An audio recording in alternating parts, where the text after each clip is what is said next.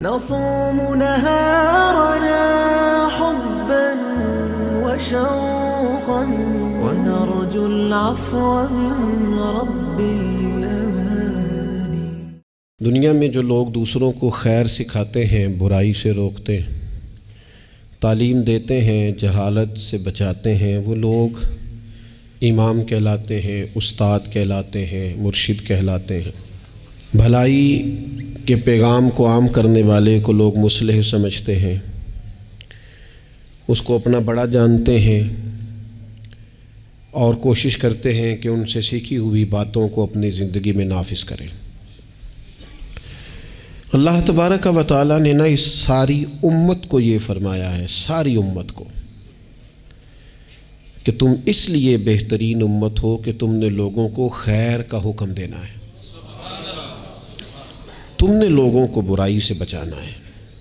کنتم خیر امت اخرجت للناس، فرمایا تم بہترین امت ہو، لوگوں کی بھلائی کے لیے تمہیں پیدا کیا گیا ہے۔ تأمرون بالمعروف وتنہون عن المنکر، تم لوگوں کو معروف کا حکم دو گے اور منکرات سے منع کرو گے۔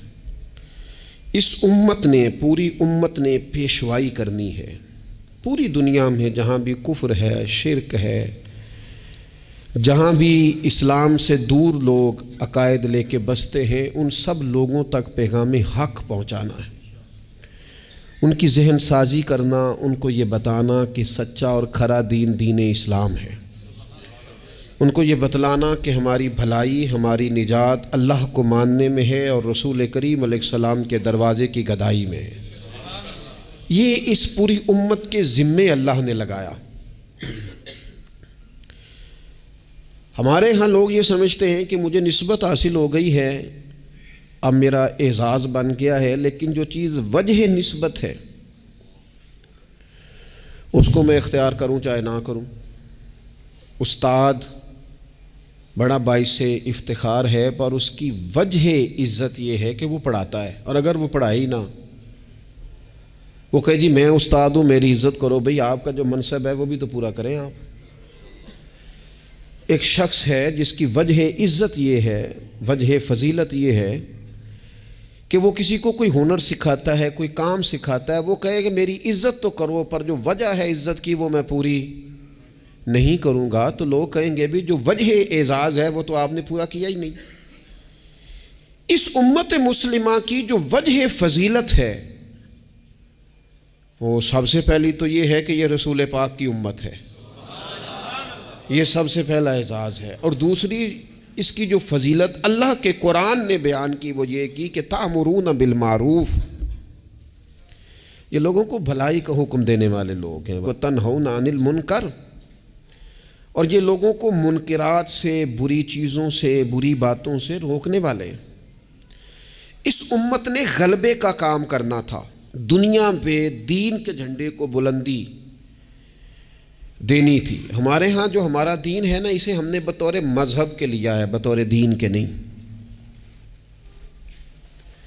ہم دین اسلام کو مذہب کے طور پر لیتے ہیں، نماز پڑھنا، روزہ رکھنا، شادی کا موقع آ گیا تو چلو باقی سارے کام اپنی مرضی کے، اور نکاح ضرور کرنا ہے، ایجاب و قبول کرانا ہے دینی طریقے پر، اچھی بات ہے۔ ہم اس کو بطور مذہب کے لیتے ہیں، بطور دین کے نہیں۔ یعنی ہم کہتے ہیں کہ ہم مسجد کے اندر تو اسے قبول کریں گے، لیکن جب دینی طور پر قبول کریں گے نا، پھر ہم مطالبہ کریں گے کہ کچہری میں بھی رسول اللہ کا دین ہونا چاہیے۔ پھر ہم نفاذ کی بات کریں گے، پھر ہم اس کے غلبے، هو الذی ارسل رسولہ بالہدی والدین الحق، یہ دین ہے، والدین الحق لیظہرہ علی الدین کلہ۔ اللہ فرماتے ہیں یہ رسول ہم نے اس لیے بھیجے ہیں دین حق دے کے، تاکہ اس دین کو سارے دینوں پر غالب کر دیں، اس کا غلبہ ہو۔ ہمارا کفر کے ساتھ یہ طریقہ ہمیشہ یہ رہا، غیروں کے ساتھ، کہ بھئی دین ہمارا چلے گا، تم ہمیں جزیہ دو، اپنے مذہب کے مطابق تم کرو پوجا پاٹ معاذ اللہ جو تم نے کرنی ہے، اگرچہ وہ درست نہیں ہے۔ لیکن اب کیا ہوا ہے؟ اب یہ ہوا ہے کہ نظام ان کا ہے ہر جگہ پہ، اور ہمیں یہ کہا گیا ہے کہ نماز پڑھو کوئی حرج نہیں، روزہ رکھو زکوٰۃ دو، خدمات کرو، لیکن جو نظام ہے ارسل رسولہ بالہدی والدین الحق کے لیظہرہ علی الدین کلہ، وہ ہمیں کہتے ہیں کہ نظام ہمارا رہے گا۔ امریکہ، افریقہ، برطانیہ میں نماز پڑھنے پر تو کوئی پابندی نہیں، لیکن وہ آپ کو آپ کے قانون کے مطابق نفاذ دین کی اجازت، اور یہاں بھی یہ حال ہے۔ ہمارا سیاستدان کیا کہتا ہے مولوی نماز پڑھے، کون منع کرتا ہے، بڑی مسجد بنائے، لیکن سیاست کی بات نہ کرے، وہ غلبے کی بات نہ کرے، وہ اسمبلی میں دین کی بات نہ کرے۔ یہ وہ بنیادی فرق ہے جسے سمجھنے کی ضرورت ہے کہ جب تک نفاذ دین نہیں ہوتا اتنی دیر تک یہ تفریق ختم نہیں کی جا سکتی کہ یہ امیر ہے اور یہ غریب ہے۔ اتنی دیر تک یعنی آپ تک نماز تو آئے گی اگر آپ بطور مذہب دین کو لیں گے، لیکن انصاف نہیں آئے گا۔ انصاف گھر میں تب آئے گا جب دین نافذ ہوگا۔ غریب کو اس کی داد رسی اس وقت ہوگی جب کچہری میں اور جب پارلیمنٹ میں دین آئے گا۔ یہ ضروریات زندگی کی تب پوری ہوں گی، ورنہ ٹھیک ہے غریب کی مدد ہو رہی ہے، مسکین سے تعاون ہو رہا ہے اپنے لب و لہجے، تو دین کے لیے جد و جہد کرنا، دین کے نفاذ کی کوشش کرنا، سب سے پہلا مسئلہ تو یہ ہے دین کیسے نافذ ہو۔ سب سے پہلا مسئلہ تو یہ ہے کہ ہمارے اندر وہ خاص شعور ہی نہیں کہ مذہب کو نافذ ہونا چاہیے، کیونکہ اپنی اپنی دکانداری، اپنا اپنا نظام، اپنا اپنا حساب، اپنے اپنے طریقے سے سب لوگ لے کے چل رہے ہیں۔ وہ ایک نظام کے جھنڈے کے تلے آنے کو تیار ہے۔ سب سے پہلی بات تو یہ ہے کہ ہمارے اندر دینی شعور پیدا ہو، ہم پسند کریں اس بات کو کہ اگر نبی پاک نے سادہ کھانا پسند کیا تو ہمیں بھی سادہ پسند ہے۔ ہم پسند کریں اس بات کو کہ اگر حضور نے فرمایا ہے کہ سادی بارات جائے گی، تھوڑے سے لوگ ہوں گے، نکاح آسان ہوگا، وہ برکت والا ہوگا، تو ہمارا یعنی وہ جو ہمارے اندر چیز پنپتی ہے نا کہ میں مطلب چاہ کرنا ہے میرے منڈے دا بیاہ ہے، وہ پنپے نہ، وہ خواہش نہ پیدا ہو۔ سب سے پہلی بات تو یہ ہے ہم کہیں یار میں اسی طرح بیٹی کا بیاہ کروں گا جس طرح مدینے والے نے سیدہ فاطمہ کا کیا ہے، ہم اسی طرح نکاح کو رواج دیں گے جس نکاح کا رواج نبی پاک نے مولا علی شیر خدا کے لیے پسند فرمایا ہے۔ یہ جب پہلی بات تو یہاں اپنے آپ کو کھڑا کرنا بڑا ضروری ہے، یہاں نہیں کھڑا کر پاتے۔ اگر پیسے ہاتھ نہیں آئے تو چلو ٹھیک ہے ہم سادے ہو گئے، اگر آ گئے تو یاد رکھو فقیری میں فقیری کرنا کوئی کمال نہیں، کرنی پڑتی ہے، مجبوری ہوتی ہے۔ فقیری میں فقیری کوئی کمال نہیں، کمال تو یہ ہے کہ تو بادشاہی میں فقیری کرے، تیرے پاس لاکھوں پڑے ہوں پر تیرا مزاج فقیرانہ ہو، کروڑوں اربوں تو خرچ کرنے کی طاقت رکھتا ہو لیکن تو کہے نہیں میں مزاج فقیر۔ سلام اس پر کہ جس نے بادشاہی میں فقیری کی، سلام اس پر کہ جس نے بے کسوں کی دستگیری کی، سلام اس پر کہ جس نے بادشاہی میں فقیری کی۔ نبی پاک علیہ السلام نے بادشاہی میں فقیری کی، حضرت ابو بکر نے بادشاہی میں فقیری کی، حضرت سیدنا عمر فاروق نے بادشاہی میں فقیری کی، کروڑوں خرچ کرنے والے عثمان غنی، لیکن سیدنا عثمان غنی کی شان یہ ہے کہ جب خطبہ دینے کے لیے منبر پہ بیٹھتے ہیں تو کرتے پہ بھی پیوند ہیں اور ان کی تہمت پر بھی پیوند ہیں اور ان کی پگڑی بھی پرانی ہے، تو لوگوں نے کہا یہ کیا ہے؟ تو کہا یہ وہی ہے جو ہمیں مدینے والے رسول نے سکھایا ہے۔ وہ خرچ کرنا ہے دوسروں پر، وہ سارے کا سارا اپنے اوپر اعلیٰ آسائشیں حاصل کرنا اور پتہ نہیں کہاں سے کہاں نکل جانا۔ حضرت مولا علی شیر خدا امیر المومنین ہیں، لیکن کوفے کی جامع مسجد کے باہر کھڑے ہو کے کہتے ہیں میری زرہ خرید لو، طامت زیادہ پرانی ہو گئی، اب تو پیوند کی جگہ بھی نہیں رہی، اگر پیسے ہوتے تو میں زرہ نہ بیچتا۔ یہ بادشاہی میں فقیری ہے۔ یہ کون ہے؟ یہ علی کون ہے؟ یہ حسنین کون ہیں؟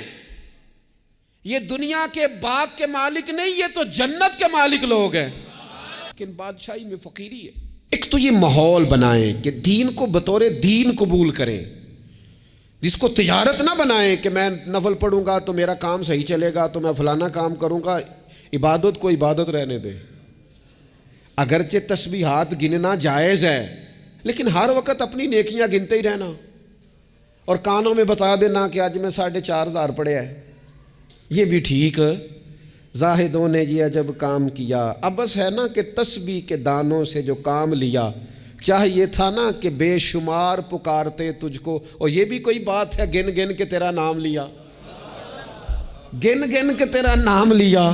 وہ جو دیتا ہے وہ بھی کبھی گنا ہے، لیکن اس کا نام بھی لینا تو پہلے گن لینا. یہ کیا بات ہوئی؟ میں نے کہا گننا جائز ہے، لیکن اس گننے میں اپنے آپ کی بڑھوتری بیان کرنا کہ میں بڑی شے ہوں، میں نے اتنا پڑھا ہے، یہ درست نہیں ہے. تو میرے عزیز، ایک تو دین کو نافذ کریں، اپنی طبیعت جی دین جو کہتا ہے نا. خواجہ صاحب نے خط لکھے ہیں کچھ 8 خط میں نے خواجہ صاحب کے پڑھے ہیں جو خواجہ قطب الدین بختیار کاکی کے نام ہے. ان خطوں میں نا ایک خط خواجہ صاحب نے اس طرح لکھا ہے اپنے مرید کو، کہتے ہیں خواجہ قطب الدین صاحب کو، کہتے ہیں پتر درویش کی مرضی کوئی نہیں ہوتی. درویش کی مرضی ساڑی تے ہے وے نا، چونکہ اسی درویش نہیں نا، ساڑی تے ہے نا. سویرے ناشتہ مرضی دا، دوپہر کو کھانا مرضی کا، آنا تو مرضی کا، جانا تو، پہننا تو مرضی کا. اور میرے صاحب کے پاس ایک شخص نے آ کے کہا حضور جو میں چاہتا ہوں وہ ہوتا نہیں. تو حضرت صاحب فرمانے لگے یہ تو خدائی دعویٰ ہے، جو چاہے ہو جائے یہ تو اللہ کی شان ہے. اتنی بڑی بات تو نے کر دی کہ جو چاہتا ہوں ہوتا نہیں، یہ تو رب کی شان ہے کہ رب جو چاہتا ہے وہ، تو بندہ ہے، تو اتنی بڑی بات کیوں کر رہا ہے. خواجہ معین الدین چشتی رحمۃ اللہ علیہ خواجہ قطب صاحب کو خط لکھتے ہیں اور فرماتے ہیں پتر درویش کی مرضی نہیں ہوتی. حضور کیا مانا؟ تو فرمانے لگے درویش کی وہی مرضی ہوتی ہے جو اس کے رب کی مرضی ہوتی ہے. ہم جب خود مذہب پہ عمل کریں گے تو لوگوں کو اندازہ ہوگا کہ مذہب عمل کے قابل ہے، دین عمل کے، لیکن خود تو عمل کر ہی نہیں رہے. ہر موقع پر برادری سامنے، ہر موقع پر رسم و رواج سامنے، تو دوسروں پر دین کیسے نافذ ہوگا؟ تو کہیں سے شروع کریں. دوسری بات یہ ہے کہ اشاعت علم بڑا ضروری ہے. دین کی جو بنیادی اور ضروری تعلیمات ہیں، دیکھیں کسی شخص کو کی روزی روٹی ٹھیک کر دینا بھی بڑی بات ہے، لیکن اس کو علمی طور پر مضبوط کر دینا، اس کو اللہ والا کر دینا، اس کا توکل مضبوط کر دینا، اس کے مزاج میں صبر پیدا کر دینا، حوصلہ پیدا کر دینا، خودداری پیدا کر دینا، عزت نفس اس کی طبیعت میں ڈال دینا، یہ اس کی جو خدمت ہے نا، یہ والی، یہ بہت بڑی خدمت کہ آپ نے کسی بندے کو اخلاقی طور پر دینی، روحانی اور مذہبی مزاج دے دیا. رسول اللہ صلی اللہ تعالیٰ علیہ وسلم کے زمانے میں صحابوں کے پاس کروڑوں اربوں خربوں روپے نہیں آئے تھے. ان کے پاس کیا آیا تھا؟ خلق محمدی کا رنگ آیا تھا ان میں صلی اللہ تعالیٰ علیہ وسلم. اس کو سیکھنے، سمجھنے اور عمل کرنے کی عادت. لوگوں میں پیغام دین اور اشاعت علم یہ بڑا ضروری کام ہے، اور انسان ساری زندگی سیکھے. ابھی بھی قرآن مجید اللہ کے فضل سے کئی دفعہ موقع ملا اس کو ترجمے تفسیر کے ساتھ، مختلف تفاسیر کے ساتھ سارا دیکھنے کا، لیکن ابھی بھی بعض اوقات پڑھتے ہیں تو کچھ آیتوں کا نیا معنی سمجھ میں آتا ہے. کئی دفعہ پڑھنے پر چیز نہیں کھلتی اور دوبارہ پڑھی ہے تو کھل گئی ہے. حضور علیہ السلام نے فرمایا میرا قرآن کبھی پرانا نہیں ہوگا، جب بھی پڑھو گے تازہ ہی مزہ دے گا. ایک تو مزاج علمی بنائیں. دوسری بات یہ ہے کہ ڈلیور کرنے کا مزاج ہو، دینے کا مزاج ہو. امت مسلمہ دیتی ہے، یہ کشکول طلب دراز نہیں کرتی. دکھ سنانا ہر وقت یہ مزاج پیدا کرنا کہ بڑی غریبی، بڑی آزمائش، بڑی پریشانی ہے، اس سے تو بندہ کمزور ہو جاتا ہے. طبیعت اس طرح کی ہو کہ کوئی سیکھ لے، کوئی سمجھ لے، کوئی اس کے اندر چیز پیدا ہو جائے. اپنی خودی کو، خودداری کو بیدار رکھنا اور کسی کا نفع کرنے کی کوشش کرنا. حضرت عمر فاروق رضی اللہ تعالیٰ عنہ سفر کر رہے تھے، ایک بوڑھے کو بھیک مانگتے دیکھا، اسے پہچان لیا، فرمایا تو فلانا فلانا یہودی نہیں؟ یہودی. اس نے کہا میں وہی ہوں. فرمایا بھیک مانگ رہے ہو؟ کہنے لگا میں اسلامی حکومت کو جزیہ دیتا ہوں، لیکن اب بوڑھا ہو گیا ہوں، کمائی نہیں کر سکتا، تو جزیہ تو دینا ہوتا ہے نا، تو میں کچھ خیرات کٹھی کرتا ہوں، تو کچھ اپنے اخراجات دیکھتا ہوں اور کچھ میں جزیہ دیتا ہوں. تو حضرت عمر اس کو پکڑ کے لائے وزیر خزانہ کے پاس. فرمایا جب تک یہ بندہ ٹھیک تھا میں جزیہ دیتا تھا، اب جب تک یہ بیمار ہے اسلامی حکومت اسے ماہانہ اس کے خرچہ دیا کرے گی. یہ امت تو دینے والی ہے، اس کو ماہانہ خرچ ہم دیں گے. وہ شخص کہتا ہے ساری عمر جزیہ دیا تھا، قریب رہے تھے، وہ اثر نہیں ہوا. اور حضرت عمر کی یہ بات ایسی اثر کر گئی، میں نے کہا حضور یہودی بن کے ضرور میں نے خیرات لینی ہے، آپ میرا ہاتھ پکڑے نا، مجھے کلمہ پڑھائیں. ہم اس مسئلے کو ہی ختم کریں، یہ تفریق ہی ختم ہو۔ امت تو دیتی ہے، امت تو بانٹتی ہے، امت کے اندر تو جذبہ ہوتا ہے۔ ایک پیشہ برا ہے جوانوں، یاد رکھنا، ایک پیشہ برا ہے، اور وہ ہے کسی کے آگے ہاتھ پھیلانا۔ جو جھاڑو دے کے روزی کماتا ہے بڑی شان والا بندہ ہے، جو سویرے اٹھ کے ٹائم پہ منڈی جاتا ہے، پھل لاتا ہے، ریڑھی لگاتا ہے، وہ بادشاہ ہے، بادشاہ، اس لیے کہ اس نے ہاتھ نہیں پھیلایا، اس نے رب کی رحمت کا دروازہ کھٹکھٹایا ہے۔ وہ بادشاہ آدمی ہے، اس نے اعزاز کے ساتھ اپنی ذمہ داریوں کا احساس کیا ہے۔ بڑا مزہ آتا ہے جب شام کو بندہ اپنی دکان بند کرے اور پھر چھوٹے چھوٹے نوٹ گنے، اور پھر ان میں سے نا، میں نے دیکھا ہے غریبوں کو، کہتے ہیں جی میں نا جی وہ 50 روپے روز دے رکھے نے، اللہ دی راہ تے دینے نے، اور پھر اس میں سے وہ تھوڑے سے جب بچا کے کہتا ہے نا کہ آج میں نا مطلب 4 پیسے زیادہ ہیں، آج گھر پھل بھی لے کے جانا ہے۔ وہ جو ذائقہ ہے اسے کبھی محسوس تو کرو۔ میرے رسول پاک علیہ السلام نے فرمایا سب سے بہترین کھانا وہ ہے جو اپنے ہاتھوں کی محنت سے تو کما کے کھاتا ہے، اور فرمایا اللہ کے نبی حضرت داؤد علیہ السلام اپنے ہاتھوں کی محنت کر کے کما کے کھایا کرتے۔ امت کی یہ ذمہ داری ہے کہ امت مشقت کا مزاج بنائے، طبیعت بنائے، مشقت کی ذہن بنائے۔ ہمارے ہاں تو اب جناب وہ جدوجہد کا شوق نہیں، طبیعت نہیں، پڑھنے لکھنے تک کو لوگ بس ٹھیک ہے، برکت سے سارا کچھ چل رہا ہے۔ چوتھی بات آپ کی خدمت میں یہ عرض کرنی ہے کہ امت اگر چاہتی ہے نا عروج پائے، تو پھر امت کو چاہیے کہ تھوڑا اتفاق کا بھی مزاج پیدا کرے۔ ہمارے ہاں نا فروعی مسائل میں بھی اتنا اختلاف ہے، اتنا رٹا ہے، کوئی بندہ دوسرے کو قبول کرنے کو تیار نہیں ہے، جھگڑا ہی جھگڑا، بحث ہی بحث۔ ایک گھر میں 4 لوگ رہتے ہیں اور چاروں کا مزاج مختلف ہے، چاروں کی پارٹیاں مختلف ہیں، چاروں کی سیاست مختلف ہے، چاروں کا مزاج مختلف۔ کسی خاندان میں اتفاق نہیں رہا، کسی قبیلے میں اتفاق نہیں رہا، کسی گروہ میں جماعتیں ٹوٹ پھوٹ کا شکار، تنظیمیں ٹوٹ پھوٹ کا شکار، ملکوں میں ماحول اتنا عجیب۔ یہ میرا وطن ہے پاکستان، جن لاکھوں لوگوں نے قربانیاں دی تھیں وہ پوچھتے ہیں اس لیے تمہیں وطن بنا کے دیا تھا؟ وہ جو ہجرت کر کے آتے رستے میں قتل کر دیے گئے تھے، وہ سوال تو کریں گے نا قیامت کے دن کہ یہ حال کیا تم نے وطن عزیز کا، یہ کیفیات تم نے کی لوگوں کی؟ کوئی حال ہی نہیں۔ کبھی کوئی کسی کے خلاف بات ہے تو کبھی کوئی رسہ کھینچ رہا ہے تو کبھی کوئی کسی کے پاؤں کھینچ رہا ہے۔ خدا رہا کوئی استحکام، لوگ جوڑتے ہیں، بڑوں کا کام ہوتا ہے قوم کو جوڑنا، ان کو نظریاتی طور پر مضبوط کرنا، ان کی فکر کو مجتمع کرنا۔ رائے کا اختلاف ہو جانا کوئی بڑی بات ہے؟ زندہ لوگوں میں اختلاف ہو جاتا ہے، زندے جب لوگ ہوتے ہیں تو ان کی رائے مختلف، لیکن اپنی رائے کو دوسرے پہ مسلط کرنا، تھوڑا سننے کا بھی حوصلہ پیدا کرے۔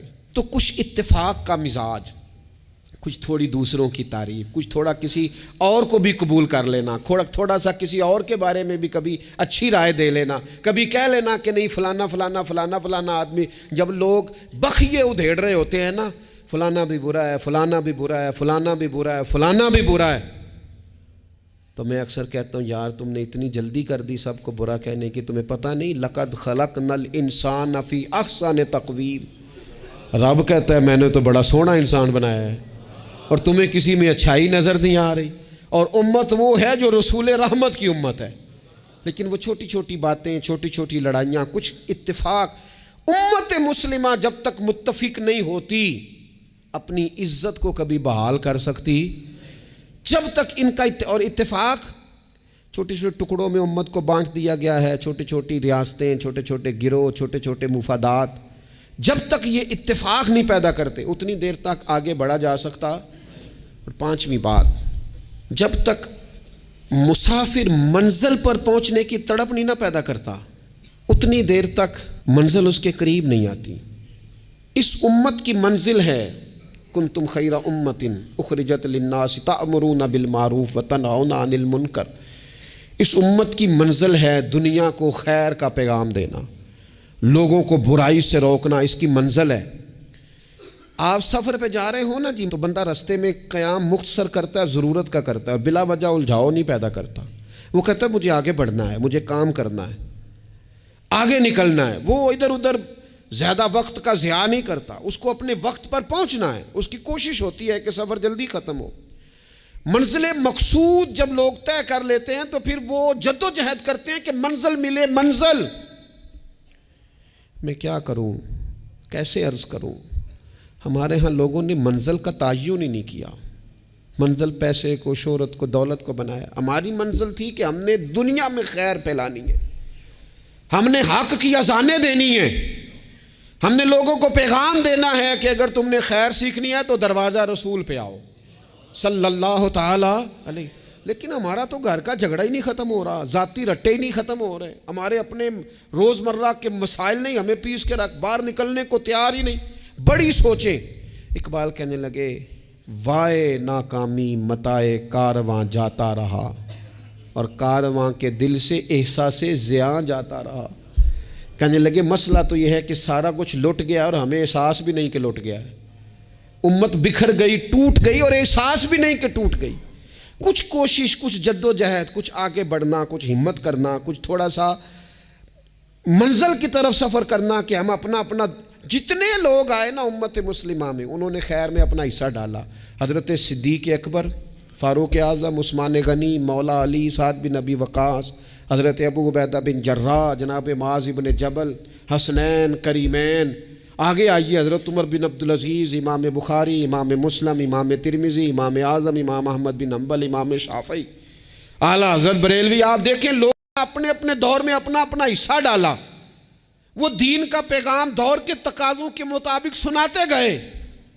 اگر وہ پیغام بغداد آیا تو غوث پاک نے ممبر سجا لیا، اگر وہ پیغام اجمیر آیا تو خواجہ معین الدین نے ممبر سجا لیا، اگر وہ پیغام پاک پتن آیا تو بابا فرید ممبر پہ بیٹھ گئے، دنیا کو اللہ اللہ سکھا دی۔ اگر وہ پیغام لاہور آیا تو سید حجویر مخدوم امم، گنج بخش فیض عالم، مظہر نور خدا، ناکسارا پیر کامل کامل آرا، رہنما وہ اذانیں دیتے رہے، اپنے اپنے حصے کی ڈیوٹی کرتے رہے۔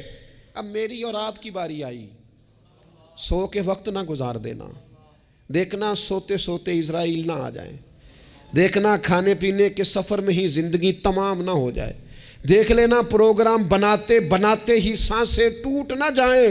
اقبال تڑپ کے کہنے لگے، حضور کی بارگاہ میں کہنے لگے میری زندگی کا مقصد تیرے دین کی سرفرازی، میں اسی لیے مسلمان، میں اسی لیے مسلمان، میں اسی لیے مسلمان، میں اسی لیے نمازی۔